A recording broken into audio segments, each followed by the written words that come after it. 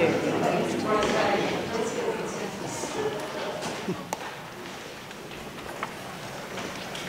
Cole. Well, thank you, Lord Mayor. This item 6.6 is the property disposal of surplus operational blade, former depot at Fig and Wattle Street. The report recommends that council endorse the divestment of the used operational property at 1426 Wattle Street, PMO, that is Fig and Wattle depot site, to deliver the additional childcare facility and 2 multi-use indoor recreational pool. Proceeds from this will be allocated to the funding of the 10-year capital works program. In addition, the sale will require the purchaser to build and transfer stranded ownership of the childcare and recreational facility back to the city. We had a long discussion on this last week as we comment, and we have here an alternative recommendation in the green area, which I'm sure councillors have read. And we've just added an extra A3, which is to note the site is located within the Ultimo Public Housing Levy area, which enables the city to impose an affordable housing levy contribution on any development which may occur on the site. And the addition of B and C, for B and C. B is to build a thorough site link from Wattle Street to Jones Street that complies with Disability Discrimination Act requirements. And C, where practicable, supply any sandstone to be removed from the site, cut into blocks for future use by the city. Lord Mayor, we have a alternative recommendation here, and I move this alternative recommendation. Second by Deputy Lord Mayor. Councillor Scott. Lord Mayor, I think that there is much merit to this recommendation, but I think that there is still a very strong feeling in the community that this item be deferred and that there be time given for community consultation on the matter. It is the case that this site has been under negotiation, and we hope for it. It is the case that we would like to see the site going to the provision of a school, and it's not to be. That said, the site has been vacant for a long period of time, and I think holding it over for another month or two in order to allow the community to have a chance to have more to say about the kinds of things that they would like to see on this site, given the absolute rejection of the possibility of a school would be a proposal of merit.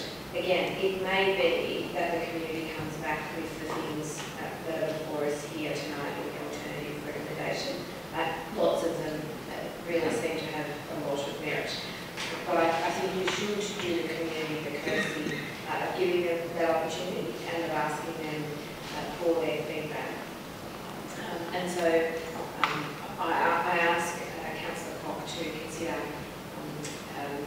not moving this alternative recommendation, or alternatively, if not, considering amendment that this item be deferred until a later point in the year so that a community consultation can be undertaken.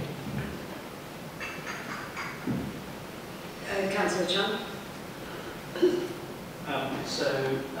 Lord Mayor, just to be clear, did you move that amendment, or was it intention, Councillor Scott? I'm not sure. No, we don't have an amendment before us. Well, I move an amendment, Lord Mayor, that this matter be deferred to enable the community to be consulted about the facilities, community facilities that the community would like, and that result of that consultation will be reported back to council. So could you write that out and submit it to So we have an amendment before us that the matter be deferred.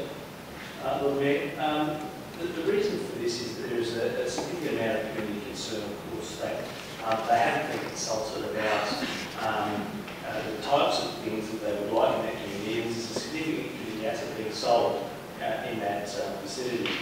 Now, of course, there's been a lot of debate about the site. Much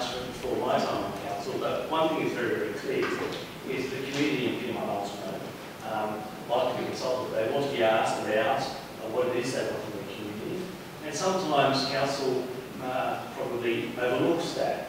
This is an opportunity for us to defer this matter, to enable the staff to go out and consult with the community, and come back to councillors and for councils to be fully informed when they make decisions about the sale of this site. We do know that the shortfall of sporting and recreational space, open space, and community facilities across the entire LGA. But we also know that we have a very active community in Fig and Wattle. We know that they are very engaged within their own community. We know that they have been seeking to get support from the council for some time about improving some of the facilities. Take, for example, the motion that I brought to council to look at how we can spend some money on the facilities there. Community centre to enlarge it, to enable it to meet its capacity right now. But again, that was refused. We've spoken about having an access way from where the community centre is down towards Wentworth Park.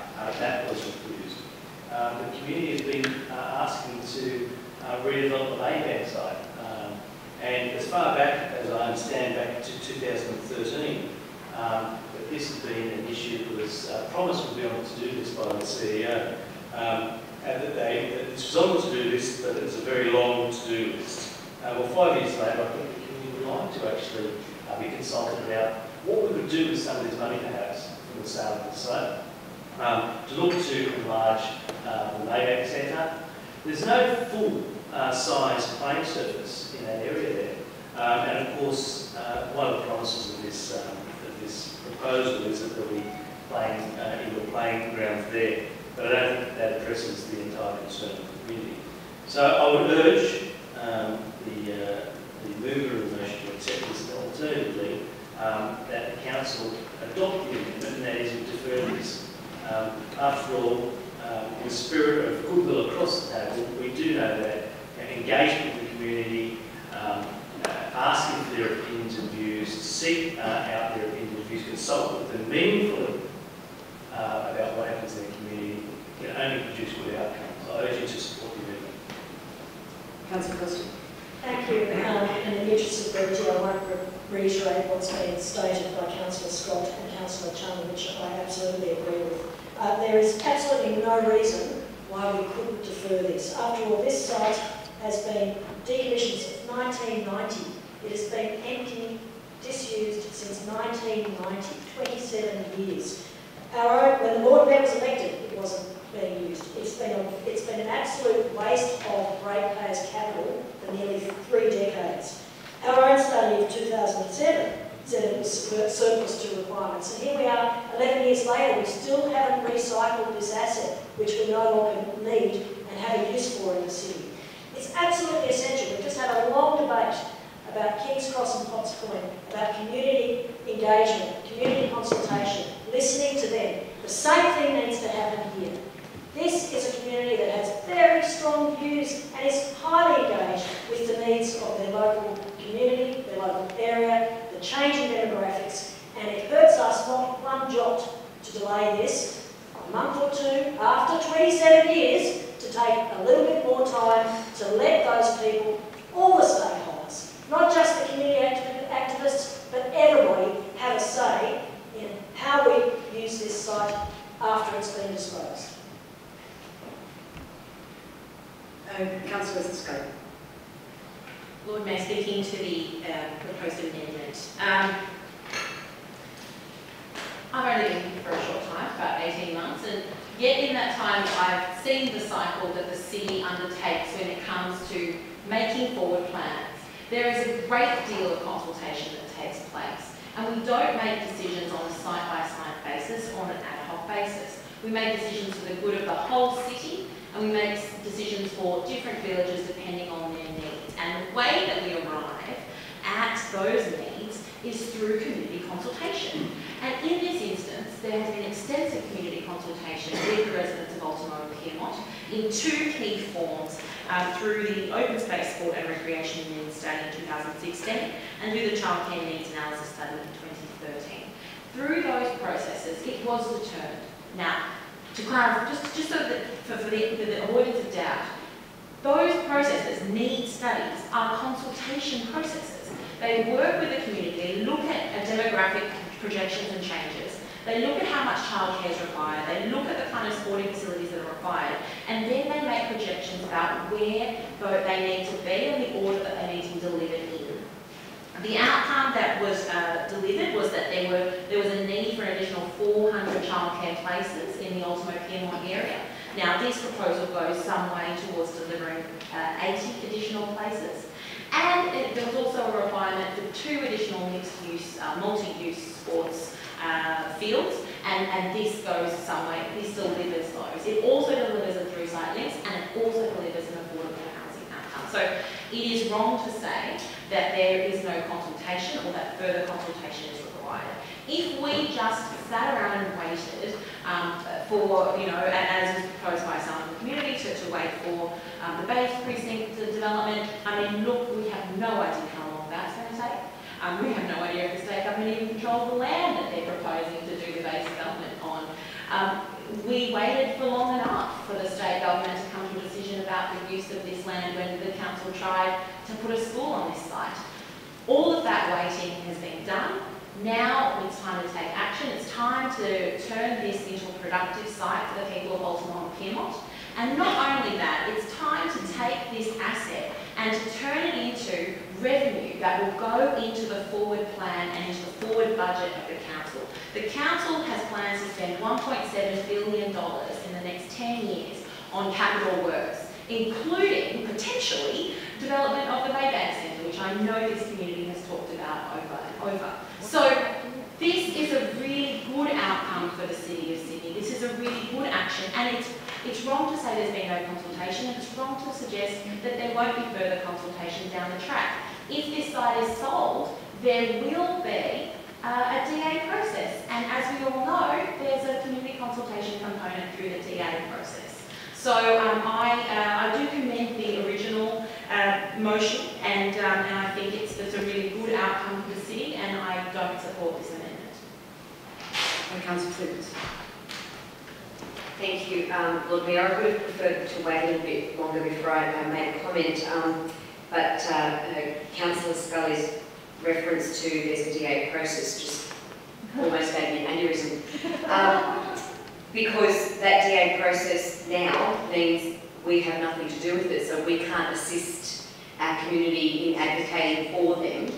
And there is another reason why this should be withdrawn. It's not that there hasn't been any community consultation, it's just that this particular situation has come up now, and I guess the genuine community concern kind of plays on the history when other sites go up for sale and community members and councillors are promised that there'll be consultation and that will be informed. Then sometimes things just kind of happen, and before you know it, it's in a CEO update and there's nothing we can do.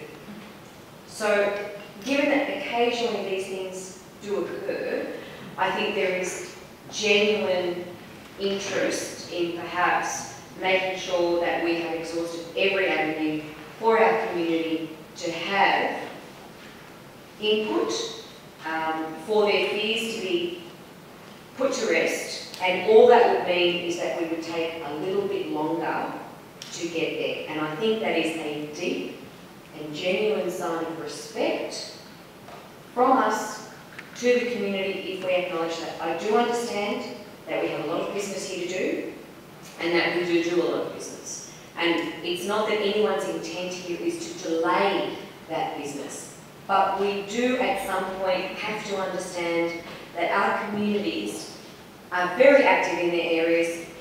Every council should be lucky to have such active communities because they keep us in check and they make sure we remember what's important to them. Because sometimes in our processes and our procedures and our agendas, sometimes that gets a bit diluted. So it's good that they stand up and want to be heard. Our job now is to give them that platform. That platform is time for them to consider and to talk to us so we can say to them, yes, and here's how your comments and your concerns fit into this process moving forward. It's not that they've never been consulted, but they are asking for more right now. And I think that's a very respectful option for us to give them. All that means is to defer this for a little while longer, or go straight to them now and start that consultation process and make it meaningful. All sides can be served here. It means that we have to compromise a little bit. Councillor Phelps. Thank you, Lord Mayor. I'm very concerned that we apparently seem to be rushing towards the gates on this one after 27 years. I mean, how on earth this city could have been sitting on an asset like that without a proper plan in consultation with the community for this site for 27 years is absolutely beyond me. It's outrageous. Point of order, Lord Mayor. That's a clear misrepresentation of fact. The city's had so many plans for this. You want to fix the so it's Councillor Scully, that's not point of order. Councillor Phelps. Interruptions are just to throw other councillors off their stride, and that won't succeed in this instance. Councillor Scully just recently, just a short while ago, said that council doesn't make decisions on a site-by-site basis. Yet here we are making a decision about this site tonight on a site-by-site basis. Here we are. We shouldn't be scared or rushed into a rash decision that does not meet community expectations. We should take the time to consult with the community. Now, we talk about community consultation. I have a letter here from the Piedmont Action Group, a letter that was never answered.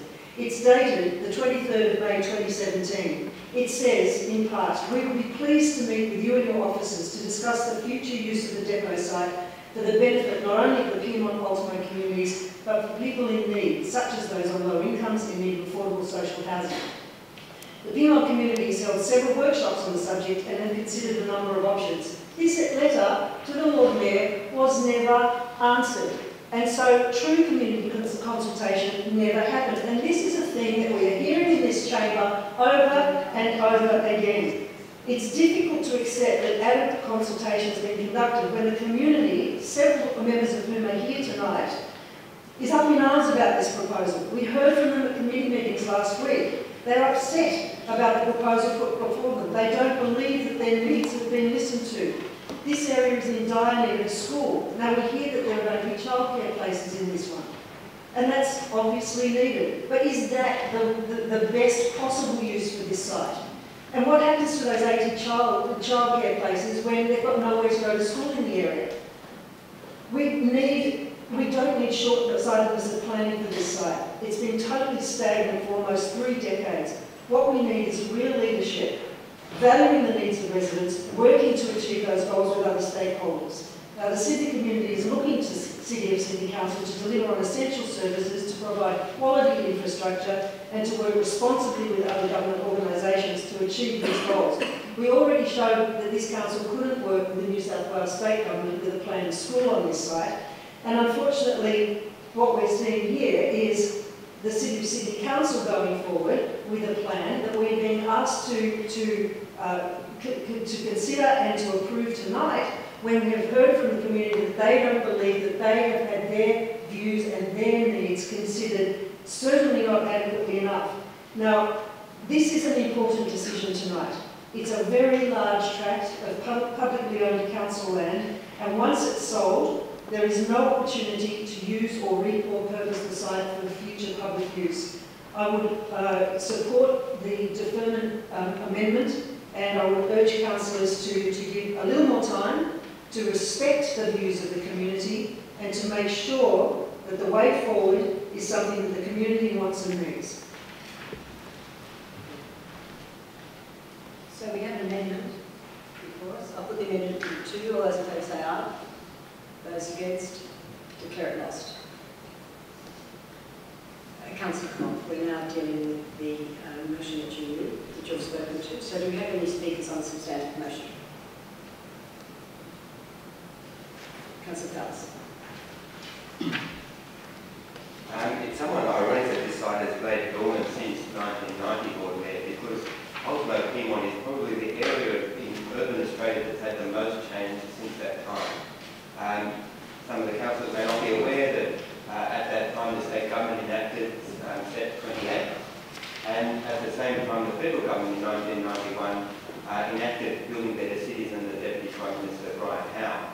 And one of the major recipients of federal government funding was in fact the Ultimo Piedmont area in order to rejuvenate it.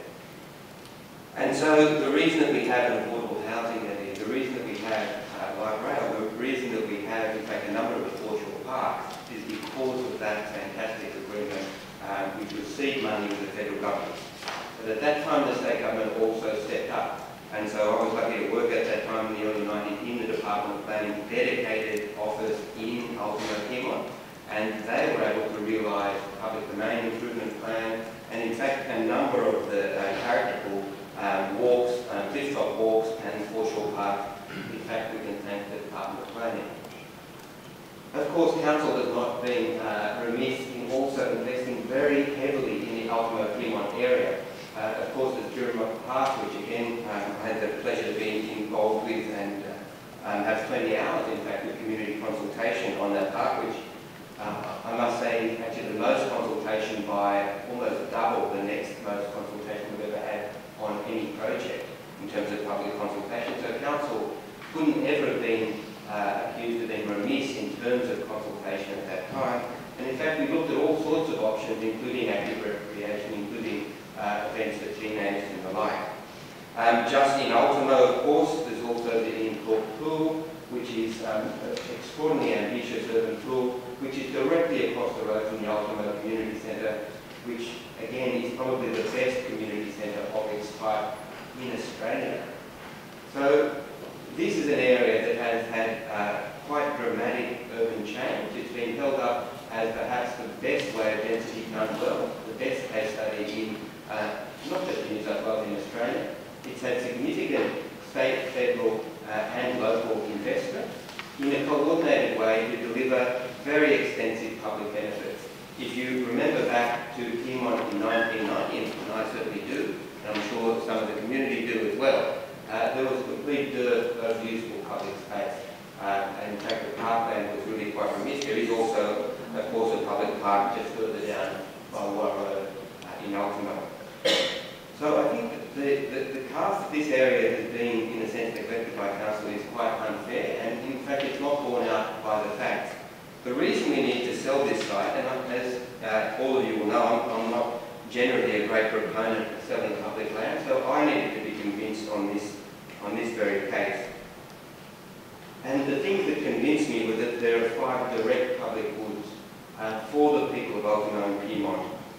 First of all, there's an 80-place childcare centre accessed at the upper level from Jones Street.